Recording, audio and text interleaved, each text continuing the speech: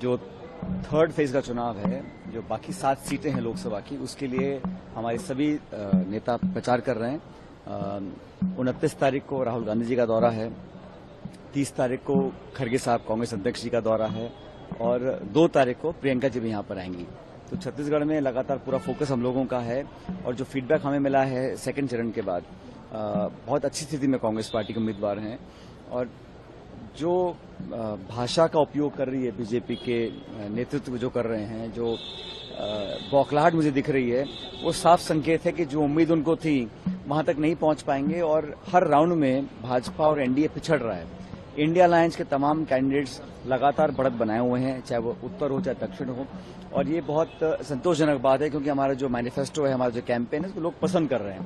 Congress party का performance लगातार, जैसे मैंने पहले कहा, जिन जिन राज्यों में सीधा मुकाबला भाजपा कांग्रेस का है, वहां पर कांग्रेस पार्टी बहुत बेहतर परफॉर्म कर रही है। और जो बौखलाहट मुझे देखने को मिल रही है, जो भाषण में शब्दावली का प्रयोग हो रहा है, मंदिर, मस्जिद, मंगलसूत्र, मुस्लिम, हिंदू, इस तरह की बातें बार बार करने का मतलब है कि कहीं ना कहीं आपका जो लक्ष्य है उसको पूरा नहीं कर पा रहे हैं। हम लोग बात करते हैं एमएसपी की, मनरेगा की, महिला सशक्तिकरण की, वो लोग बात करते हैं विवादित मुद्दों की। तो हम लोग चाहते हैं कि 10 साल का जो आपका कार्यकाल रहा उस पर चुनाव हो। ये राष्ट्र का चुनाव है, बड़ा चुनाव है और इसमें 5 साल तक आप जनता की सेवा कैसे करेंगे। और बड़ा आश्चर्यजनक मुझे लगता है कि आप 10 साल राज किया, आप 5 साल और मांग रहे हैं।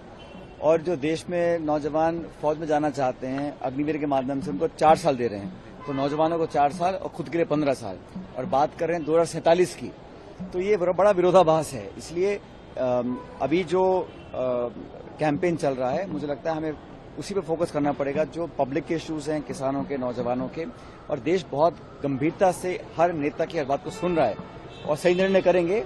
4 जून को मुझे लगता है कि हमारी इंडिया अलायंस की सरकार का गठन होगा। छत्तीसगढ़ में क्या मुद्दा रहा है सर? और ऐसे में भाजपा जो नेता है, भाजपा के एक विधायक है, वो कह रहे हैं कि उनका एक बयान आया है सार्वजनिक मंच पे, वो बोल रहे हैं कि जो धर्मांतरण करेगा। आप जानते हैं कि इस प्रकार का कोई भी बयान ऐसा आता है, उसका संज्ञान निर्वाचन आयोग को लेना चाहिए। हम लोगों ने लिखित में कंप्लेंट्स दी कई बार, क्योंकि इस प्रकार की बातें करना धर्म की, जाति की, बिरादरी की, ये एक स्वस्थ लोकतंत्र की अच्छी परंपराएं स्थापित नहीं हो रही हैं। मुझे लगता है कि इलेक्शन कमीशन संज्ञान ले और मुद्दों की बात करें ना, खाद की, बीज की, बिजली की, तेल की, निवेश की, नौकरी की, उद्योग की, शिक्षा की, चिकित्सा की, इन बातों पर चर्चा हो, संवाद हो, पता पड़े कौन सी पार्टी क्या करना चाहती है। ये जो विवादित बयान जिस तरह के आते हैं, ये कहीं ना कहीं इस बात का संकेत दे रहे हैं कि सब कुछ ठीक नहीं चल रहा है भाजपा की रणनीति में।